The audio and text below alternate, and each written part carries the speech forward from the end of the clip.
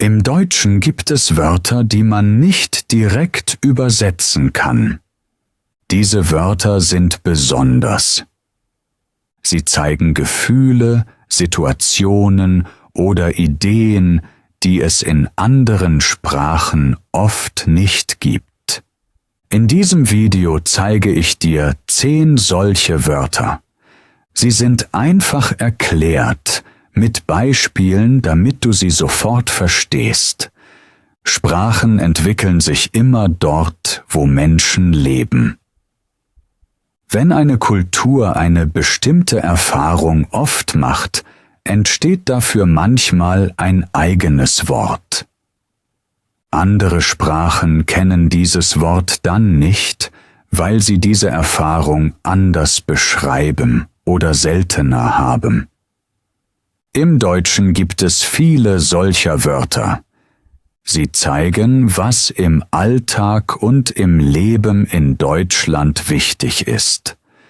Gefühle, Beziehungen, Arbeit, Stimmung und Humor.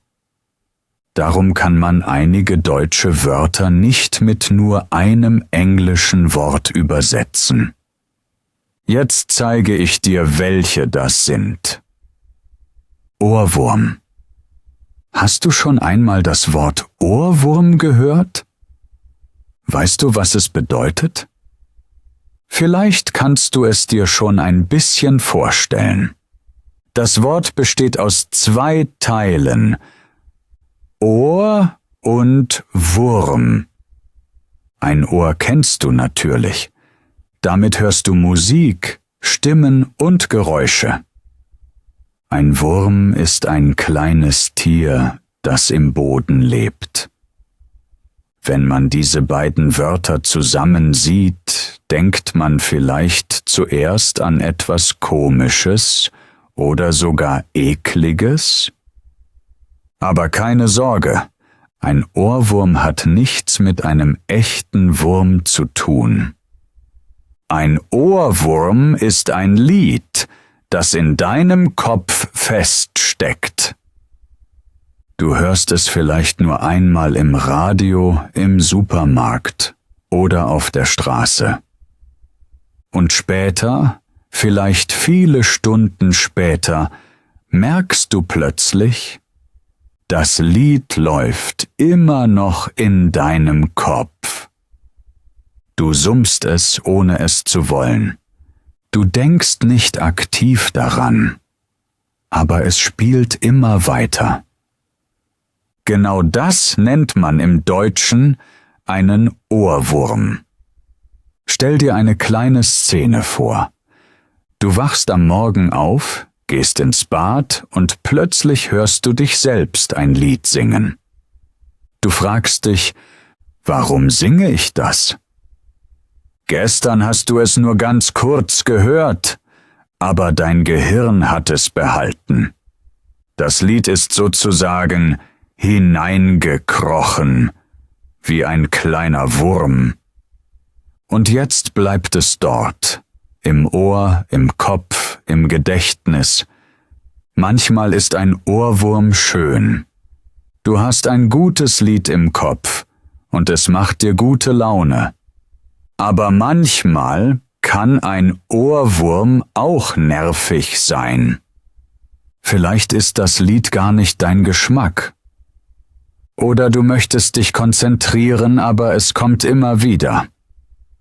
Dann sagt man, ich werde das Lied nicht mehr los. Das bedeutet, der Ohrwurm bleibt. Viele Sprachen haben kein eigenes Wort für diese Situation. Man müsste dort sagen, ein Lied bleibt in meinem Kopf. Im Deutschen gibt es dafür nur ein einziges Wort. Ohrwurm. Kurz, lustig und sofort klar. Wenn du also das nächste Mal ein Lied im Kopf hast, kannst du sagen, ich habe heute einen Ohrwurm. Heimweh. Kennst du das Gefühl, an einem neuen Ort zu sein und plötzlich an zu Hause denken zu müssen? Vielleicht bist du im Urlaub, vielleicht auf einer Reise, vielleicht zum ersten Mal in einem anderen Land. Alles ist spannend, alles ist neu, aber tief in dir spürst du ein kleines Ziehen. Ein warmes, aber auch trauriges Gefühl. Dieses Gefühl nennt man im Deutschen Heimweh. Vielleicht hast du das Wort schon gehört. Es klingt weich und ein bisschen melancholisch, und wenn du genau hinhörst, merkst du, es beschreibt ein sehr besonderes Gefühl. Ein Gefühl, das viele Menschen kennen, aber das in jeder Sprache anders erzählt wird. Wenn wir das Wort anschauen, können wir es gut verstehen. Heim bedeutet der Ort, an dem du dich zu Hause fühlst. Nicht nur ein Gebäude, sondern ein Gefühl von Sicherheit. Ein Ort mit vertrauten Menschen, vertrauter Sprache, vertrauten Geräuschen. Weh kennst du vielleicht aus Sätzen wie »Mein Fuß tut weh«. Es bedeutet Schmerz, aber nicht immer körperlich, oft auch im Herzen. Heimweh ist also ein Schmerz, der entsteht, wenn du weit weg von deinem Zuhause bist. Aber der Schmerz ist nicht laut oder dramatisch. Er ist leise und tief. Manchmal merkt man ihn erst am Abend, wenn es ruhig wird. Oder wenn man Fotos von seiner Familie sieht. Oder wenn man ein Essen riecht, das man von zu Hause kennt. Stell dir eine kleine Szene vor.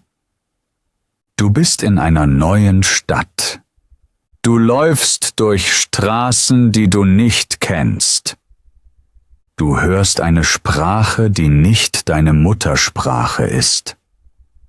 Vielleicht bist du stolz, vielleicht bist du neugierig. Doch plötzlich wünschst du dir etwas ganz Einfaches. Dein eigenes Bett, dein Lieblingsessen, die Stimme eines Menschen, den du liebst. In diesem Moment spürst du Heimweh.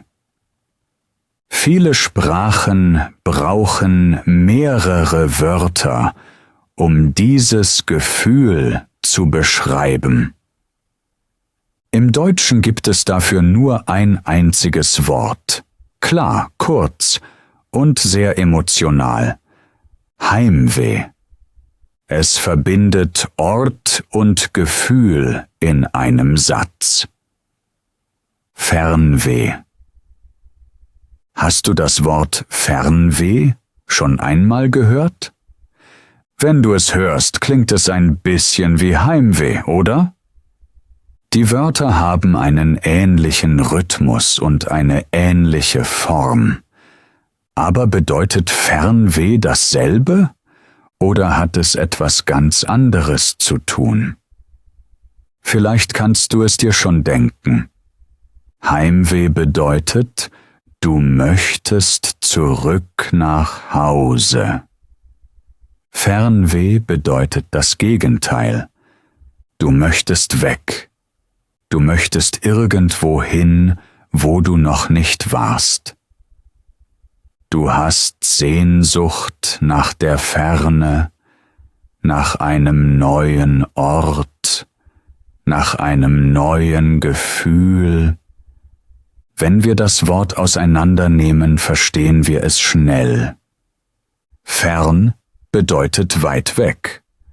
Ein Ort, den du nicht sofort erreichen kannst. Ein Ort, der anders ist als dein Alltag. ein Ort, der dir vielleicht noch unbekannt ist. Weh kennst du schon, es bedeutet Schmerz. Aber auch hier ist es ein stiller und emotionaler Schmerz, kein körperlicher. Fernweh ist also eine Art schöner Schmerz, ein Drang, aus dem Alltag auszubrechen. Ein Wunsch nach Abenteuer, nach Natur, nach neuen Ländern oder Kulturen. Es ist das Gefühl, das du bekommst, wenn du Bilder von Bergen siehst, vom Meer, von einer fremden Stadt. Etwas in dir sagt dann, ich möchte dorthin. Stell dir eine kleine Szene vor. Du sitzt zu Hause und schaust eine Reisedokumentation. Du siehst den Strand, hörst das Meer, siehst Menschen in einer warmen Stadt. Du denkst, ich möchte das sehen, ich möchte es erleben. Oder du gehst durch deine Stadt und siehst ein Flugzeug am Himmel und plötzlich fühlst du es ganz deutlich. Fernweh. Interessant ist, viele Sprachen haben kein eigenes Wort für dieses Gefühl. Man müsste dort sagen, ich möchte reisen oder ich will weg. Aber im Deutschen gibt es dieses eine besondere Wort. Fernweh. Es ist poetisch und gleichzeitig sehr alltagsnah. Heimweh und Fernweh sind also wie zwei Geschwister. Sie klingen ähnlich, aber sie ziehen dich in zwei verschiedene Richtungen. Heimweh zieht dich zurück nach Hause. Fernweh zieht dich hinaus in die Welt. Beide Gefühle sind stark, beide sind menschlich. Aber nur das Deutsche hat für beide Gefühle ein eigenes, wunderschönes Wort. Feierabend. Hast du schon einmal das Wort Feierabend gehört? Vielleicht klingt es für dich wie ein Fest oder eine Party? Schließlich steckt das Wort Feier darin. Doch bedeutet Feierabend wirklich, dass man eine Feier macht? Oder bedeutet es etwas ganz anderes? Wenn wir das Wort genau anschauen, sehen wir zwei Teile. Feier und Abend. Ein Abend ist einfach die Zeit nach dem Tag. Und eine Feier ist etwas Schönes. Ein Fest, ein Ereignis, ein besonderer Moment. Aber im Deutschen hat Feierabend eine eigene, viel tiefere Bedeutung. Feierabend ist der Moment, an dem die Arbeit endet. Der Moment, an dem du etwas abschließt, zur Seite legst und endlich frei hast. Es ist nicht nur das Ende der Arbeitszeit. Es ist auch ein Gefühl von Ruhe, Freiheit und Zufriedenheit. Stell dir eine kleine Szene vor. Du arbeitest den ganzen Tag. Du hast viele Aufgaben, viele Gespräche und vielleicht auch ein bisschen Stress. Dann schaust du auf die Uhr. Es ist Zeit. Du schaltest den Computer aus, legst das Werkzeug weg oder machst die Tür zu. Und in diesem Moment sagt jemand zu dir: Schönen Feierabend. Dieser Satz bedeutet mehr als nur Geh nach Hause. Er bedeutet: Jetzt beginnt deine freie Zeit. Jetzt kannst du machen, was du willst. Jetzt gehört der Tag dir. Im Deutschen ist der Feierabend fast ein kleines Ritual. Viele Menschen freuen sich sehr darauf. Manche machen Sport, andere treffen Freunde. Manche kochen etwas Leckeres oder setzen sich einfach auf das Sofa. Was du machst, ist egal. Wichtig ist nur, du arbeitest nicht mehr. Du hast Pause. Du hast Feierabend. Warum gibt es dafür ein eigenes Wort? Weil der Übergang zwischen Arbeit und Freizeit in Deutschland eine große Rolle spielt. Viele Menschen trennen beides sehr klar. Arbeit ist Arbeit. Feierabend ist Feierabend. Darum braucht es ein eigenes Wort für diesen Moment. In vielen Sprachen muss man diesen Gedanken mit einem ganzen Satz erklären. Im Deutschen reicht ein einziges Wort. Feierabend. Kurz, freundlich und voller Erleichterung. Fremdschämen. Kennst du das Gefühl, wenn jemand etwas Peinliches macht und du selbst dich plötzlich unwohl fühlst? Obwohl du nichts falsch gemacht hast? Und obwohl die Situation gar nichts mit dir zu tun hat? Dieses seltsame, aber sehr starke Gefühl nennt man im Deutschen Fremdschämen. Vielleicht hast du das Wort schon einmal gehört. Es klingt ein bisschen langs und vielleicht auch kompliziert. Aber wenn du es aufteilst, wird es ganz einfach. Das Wort steckt aus 2 Teilen: fremd und schämen. Fremd bedeutet, etwas gehört nicht zu dir. Es ist nicht dein eigener Fehler, nicht deine Handlung. Es kommt von einer anderen Person. Schämen bedeutet, du fühlst dich unwohl, du möchtest im Boden versinken, du willst nicht hinschauen. Das passiert normalerweise, wenn du selbst etwas Peinliches machst. Doch beim Fremdschämen passiert etwas Besonderes. Du schämst dich für jemand anderen. Stell dir eine kleine Szene vor. Du sitzt in einem Café und siehst, wie jemand auf der Straße Karaoke singt. Sehr laut und sehr schief. Die Person findet sich toll und hat Spaß. Aber du spürst ein komisches Ziehen im Bauch.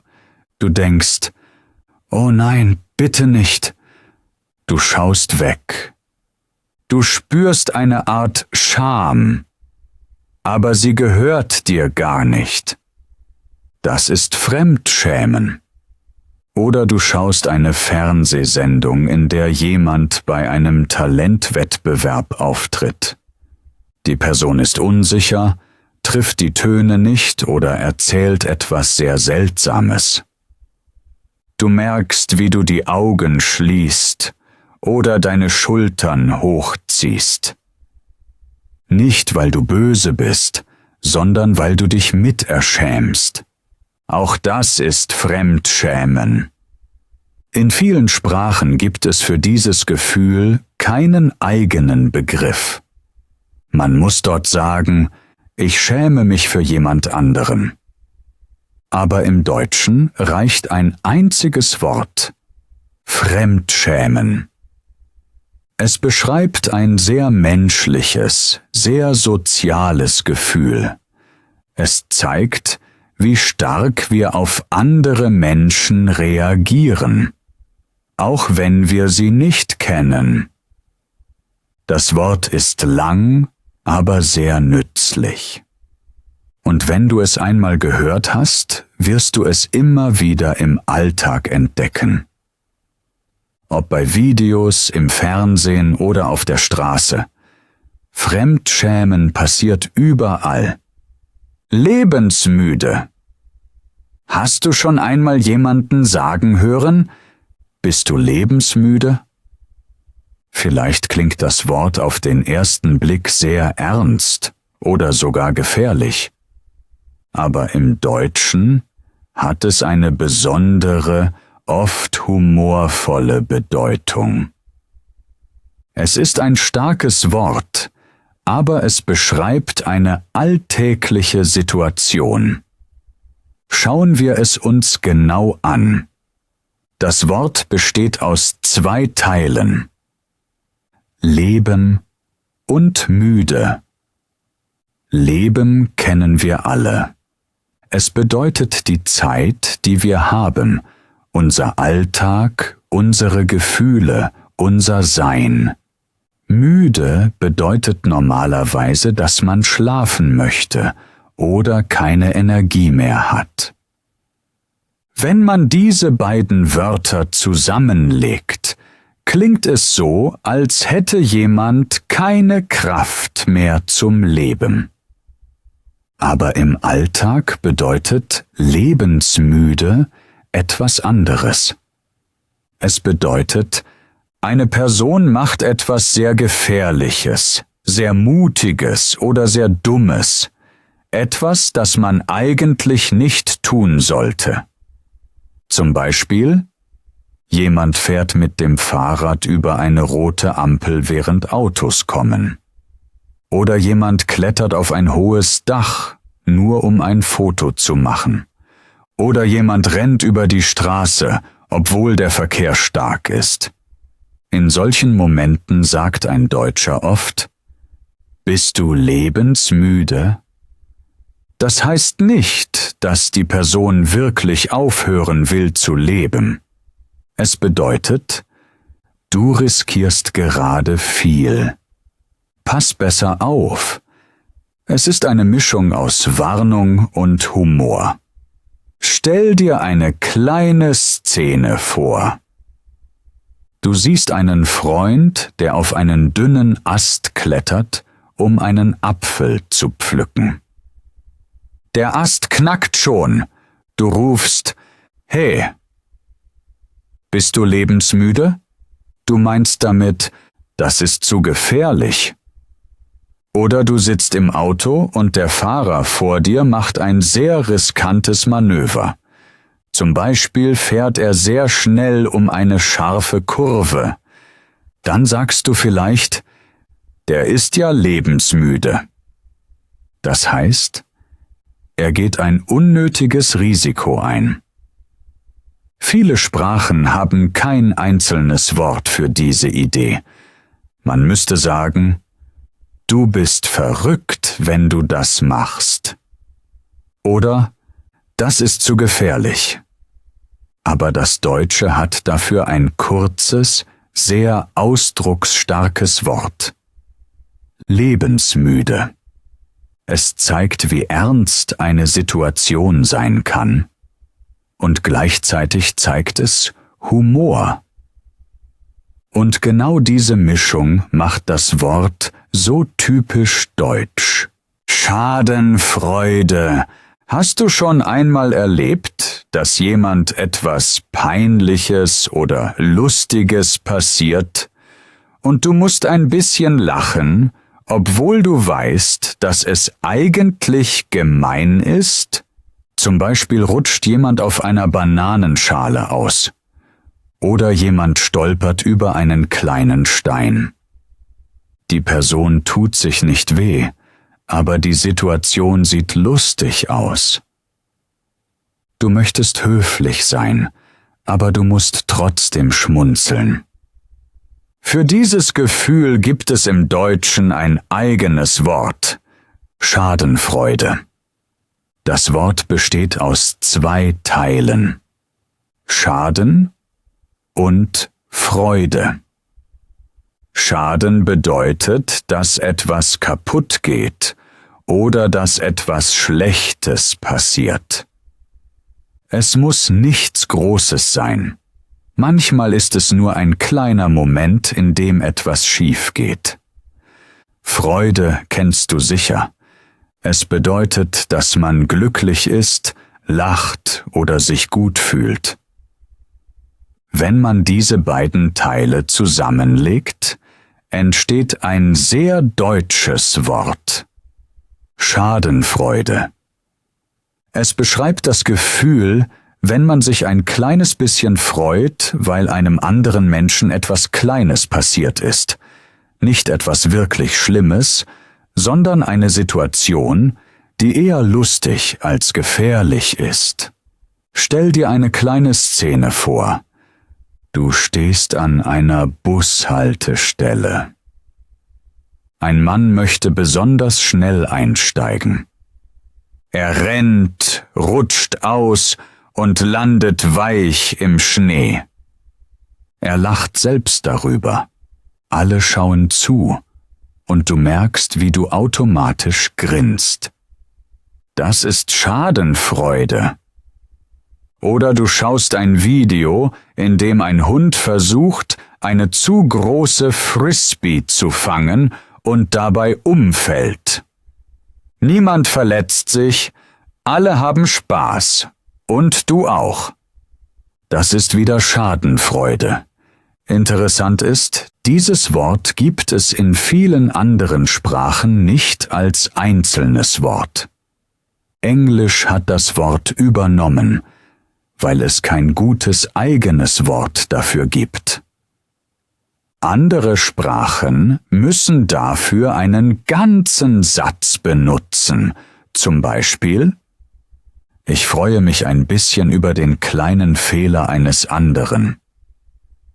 Im Deutschen ist das sehr direkt und klar: Schadenfreude. Und obwohl das Wort vielleicht ein bisschen hart klingt, beschreibt es ein Gefühl, das jeder Mensch kennt.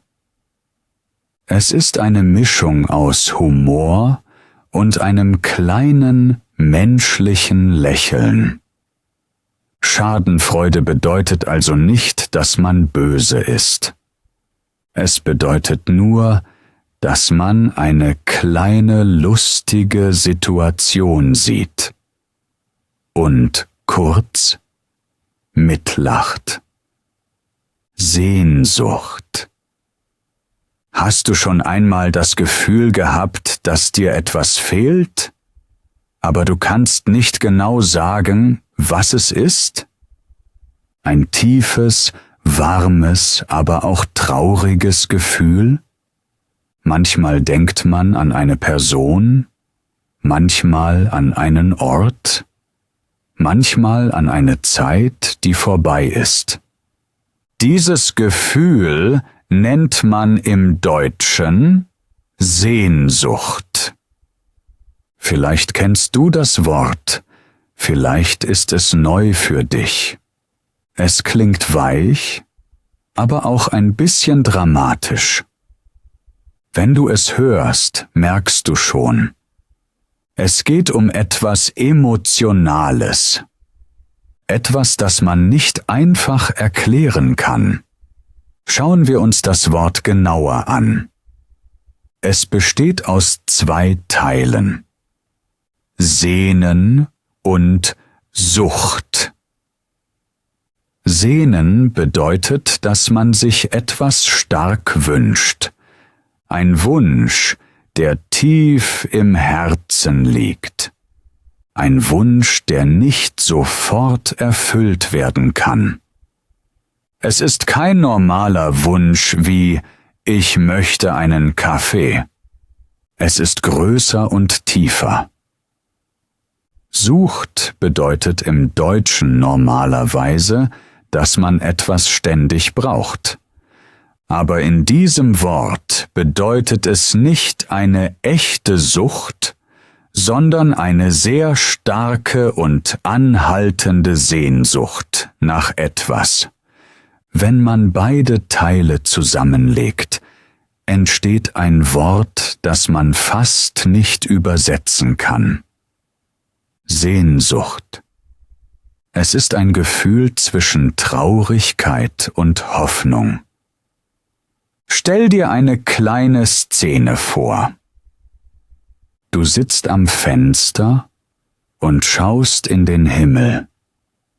Du denkst an einen Menschen, den du lange nicht gesehen hast.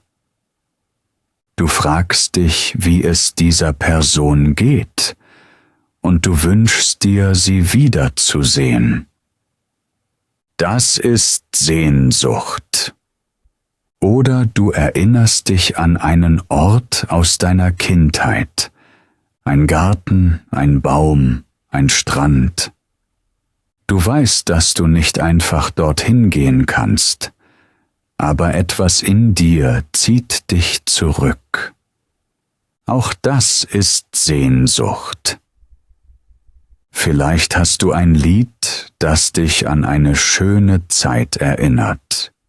Wenn du es hörst, spürst du Freude, aber auch ein bisschen Schmerz, weil diese Zeit vorbei ist. Das ist wieder Sehnsucht. Viele Sprachen haben kein einzelnes Wort für dieses Gefühl. Oft muss man mehrere Sätze benutzen, um es zu erklären. Das Deutsche fasst alles in einem einzigen, wunderschönen Wort zusammen. Sehnsucht ist ein Gefühl, das jeder Mensch kennt, aber Deutsch hat einen Namen dafür. Es ist ein Wort für tiefe Erinnerungen, starke Wünsche und besondere Momente im Leben. Ein Wort, das zeigt, wie eng Glück und Traurigkeit manchmal zusammenliegen. Morgenmuffel? Hast du morgens sofort gute Laune? Oder brauchst du Zeit, bevor du mit Menschen sprechen kannst? Vielleicht brauchst du erst Kaffee, Ruhe oder einfach ein paar Minuten für dich. Viele Menschen fühlen sich am Morgen langsam, müde oder schlecht gelaunt. Für diese Menschen gibt es im Deutschen ein sehr typisches Wort: Morgenmuffel. Das Wort klingt lustig und vielleicht ein bisschen weich. Es setzt sich aus 2 Teilen zusammen: Morgen und Muffel. Morgen kennst du natürlich. Die Zeit nach dem Aufstehen, die ersten Stunden des Tages.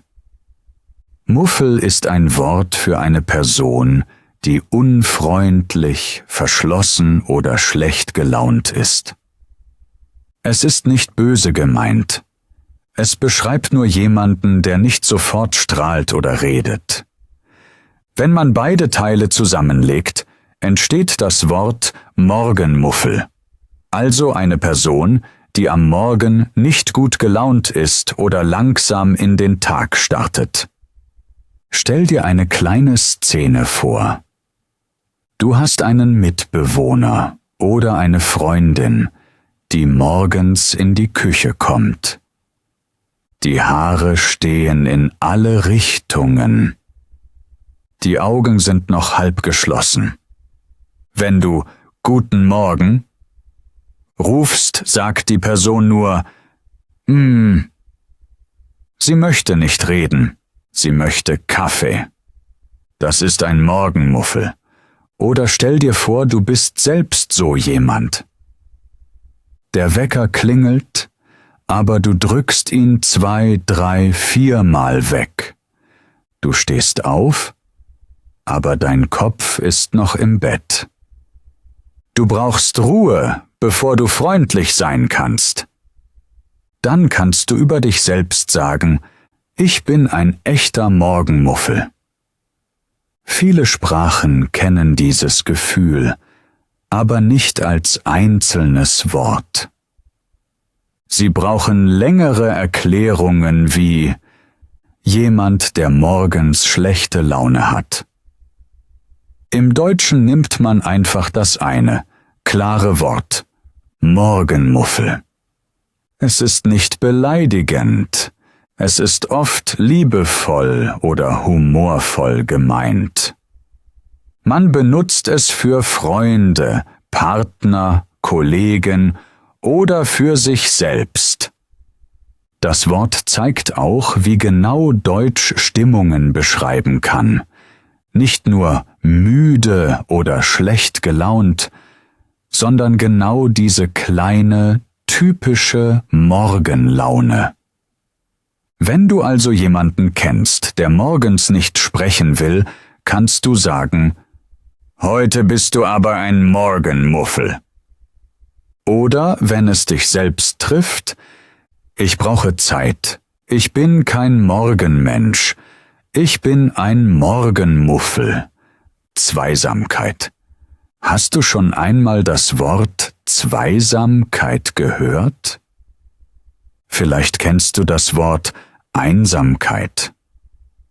Das ist ein trauriges Gefühl, wenn man alleine ist und sich allein fühlt. Zweisamkeit klingt ähnlich, aber bedeutet etwas ganz anderes, eigentlich sogar das Gegenteil.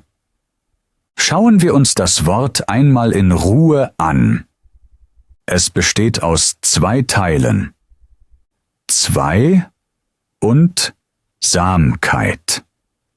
Zwei ist einfach. Eine Person plus eine Person. Nicht alleine, nicht in einer großen Gruppe, sondern genau 2 Menschen. Samkeit kennst du vielleicht aus Worten wie Gemeinsamkeit, Einsamkeit oder Gelassenheit.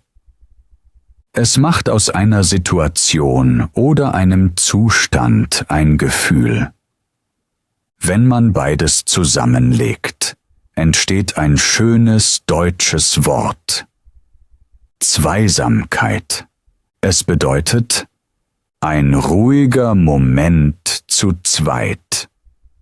Ein Gefühl von Nähe, von Vertrauen, von Ruhe.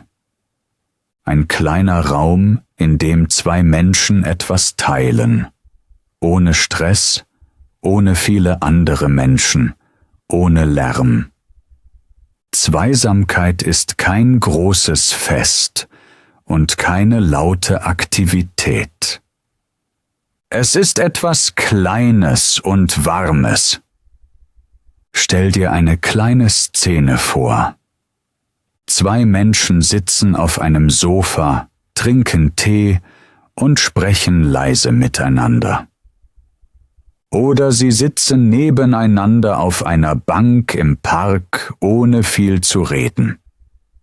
Oder sie kochen zusammen, lachen zusammen oder gehen einen Abend lang spazieren. Nicht, weil es ein besonderes Ereignis ist, sondern weil es schön ist, zu zweit zu sein. Das ist Zweisamkeit.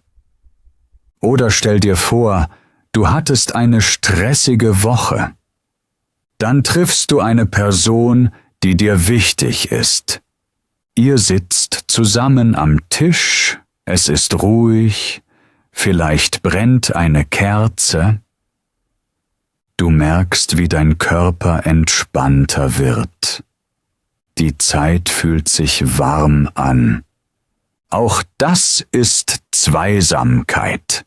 Viele Sprachen haben kein einzelnes Wort für dieses Gefühl. Man müsste sagen, ein ruhiger Moment zu zweit. Oder Zeit nur mit einer anderen Person. Aber im Deutschen reicht dieses eine Wort: Zweisamkeit. Kurz, weich und sehr emotional. Es zeigt, dass es im Deutschen nicht nur wichtig ist, allein zu sein oder in einer Gruppe, sondern dass auch die Verbindung zwischen 2 Menschen etwas Besonderes ist. Zweisamkeit ist nicht laut und nicht groß. Es ist klein, leise und wertvoll. Ein Wort für Momente, die man im Herzen trägt. Das waren die 10 besonderen deutschen Wörter.